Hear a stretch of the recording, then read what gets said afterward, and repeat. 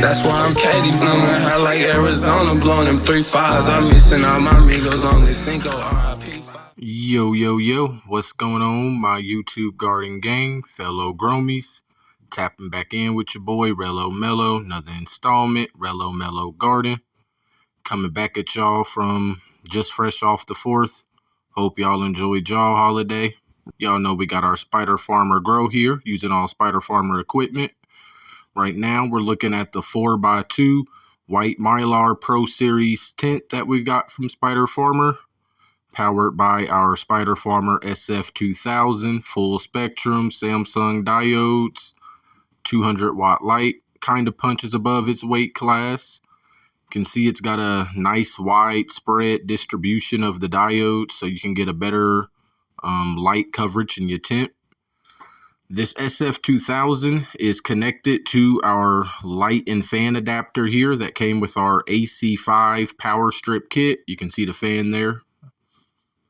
This AC5 power strip kit also comes with a light and humidity sensor that we got here, gives you your VPD, and we've also got a 3-in-1 soil sensor that you can see here. All comes with that AC5 power strip kit. And there is our inline fan. All of these different things we show you here, we are controlling through the AC5 power strip kit via the Spider Farmer app. Now we're going to make our way to the back of the tent where we've got all that hooked up.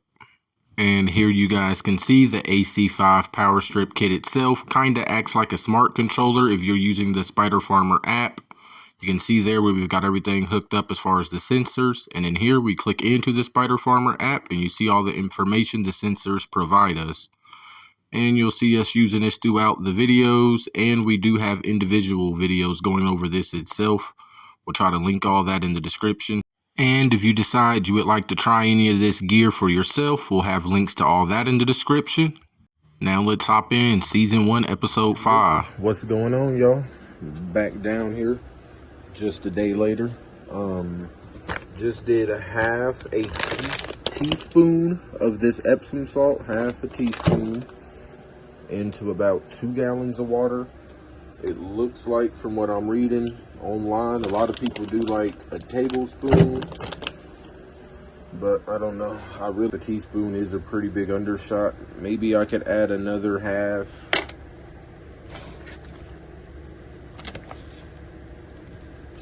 An eighth, maybe.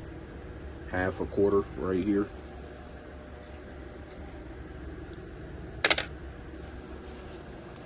And I guess we'll come and give this a stir. Still waiting on my pH meter to arrive. Though, again, we are pretty good with guesstimating using this stuff right here, because we've used it a lot out of that little dropper.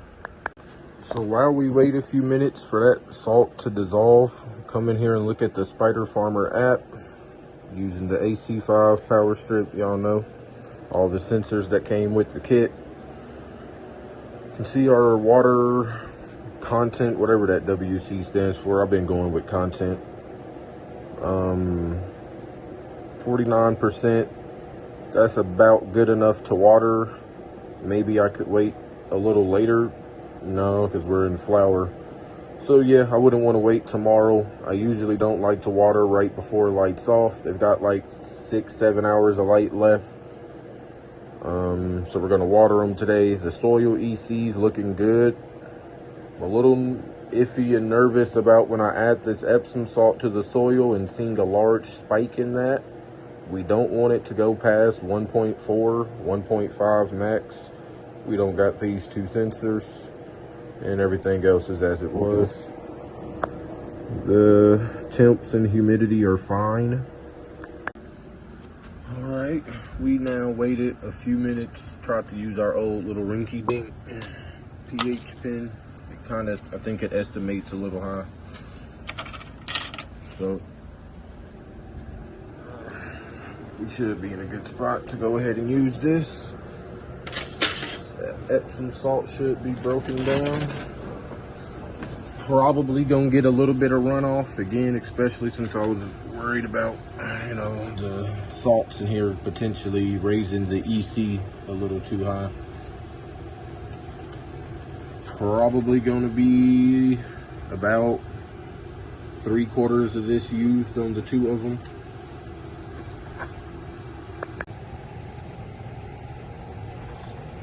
Spider Farmer.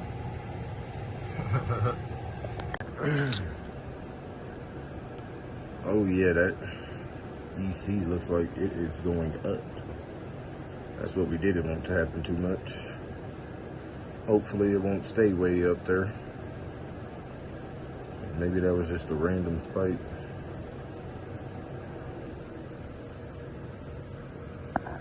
Well, we'll have to see, monitor that. Hopefully it doesn't go too far beyond. It is on that upper edge like we said. If it does, then I guess we'll just have to do some plain watering to run off, clear some of that up. Yo, we are back down here on day 7 of flower now for our 4x2 Spider Farmer tent here, more like 4.5 by 2'3".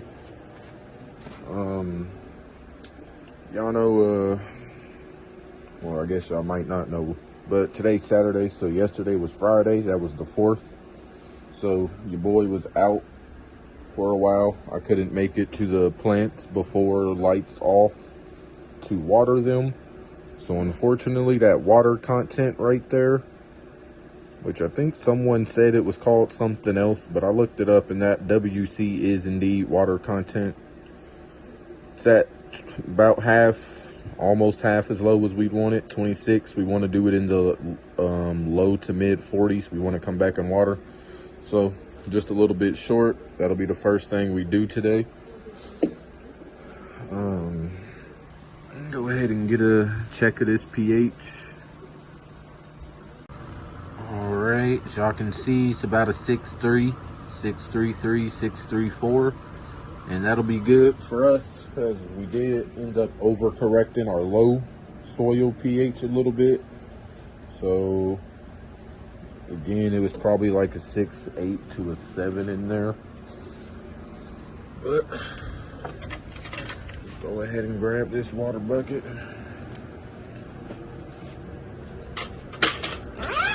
This should enable us to slowly leach it back down. There's a peak. All right, y'all. I don't know what the hell I did to kind of jank up the trellis net, but forget that. Look at this scunt here. She is greening up nicely. Y'all know this right side of the plant for like the last 3 weeks has been yellow as hell. This left side still looks a little better, but this right side is catching up to the left. Yeah, we had corrected all the wrong we did. There was the initial overfeeding, which led to the flushing, which with the flush, I combined rainwater with my regular water that we use. That rainwater had a much lower pH, and maybe it could even have been some buildup of something in the medium that lowered the pH further. But flushed all that out, caught that the pH was low. We corrected it, overcorrected it. Now we're bringing it back down. Again, it's not too far off from the point they can start uptaking nutrients better again, which is why we see this greening up. And yeah, magnesium and calcium through Epsom salt and gypsum. We don't use them during the same time, so we won't put Epsom and gypsum in this water. It'll always be one or the other. I think at the beginning of this week, was it? Some point we gave them that Epsom salt wash. I'm gonna have to go back and look. But we finally did it through the medium. Both the gypsum and the Epsom salt went in the medium, so it'll probably last a little longer than the foliar sprays. So I don't think it's something we'll have to do every week. Maybe every 2-3. You can see over here, she's in flower for sure.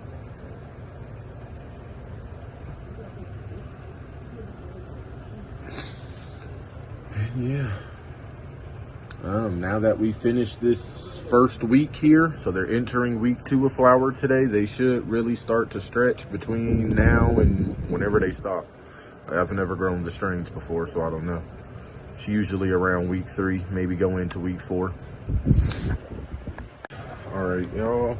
See, we got a little bit of runoff in there. As y'all know, this water went in at 6.33, and that runoff is a 6.66. So yeah, we're right about to the point of being in range.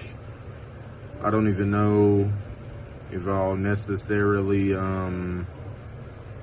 water to run off next time, because again, with organic nutrients, is not the most effective way to do things. Watering to run off every single watering, maybe every once in a while just to check things with it, but we are leaching out all the stuff we top dressed. But you can look at that soil EC, which will give us its electrical conductivity, which gives us some degree of knowledge of how much nutrients in there, because as the stuff breakdowns, it kind of turns into salts, which increase the electrical conductivity of the soil. That 3-in-1 Spider Farmer soil sensor has really been a good help. So kind of helping me figure out what's going on in the soil. And as y'all can see, it's working. All right, and I think our pH on this Turpgasm is actually pretty much in line. We gave it that 6.3 water there. We didn't quite get a runoff from that, so we used a little bit of that water there, which is about a 6.4, and our runoff is a 6.5. So it seems like that is pretty much back in line, and this one will be there shortly, 100% at least. And yeah, I did a little bit of messing with the canopy. I think I'm gonna just kind of leave it, get the obvious ones on the edges that I can stretch towards each other to stretch along across the net. But other than that, we'll just let them stretch up, see what they do. I think I'm gonna turn the light up today, still at 40%. I'm gonna turn it up to 45%, measure that over the next day or two. If it's cool, we'll turn it up to 55% maybe, and see what we do from there. Anyways, think that is going to wrap up our video today. So, if you're happy to see the skunch turning itself back around finally, us getting there good, it's going to continue to green up even more, especially as new growth and all that comes when we about to really get deep into stretch now. Hit that like button to see how these finish out. Check out our other grows, all that good stuff. Subscribe to the channel.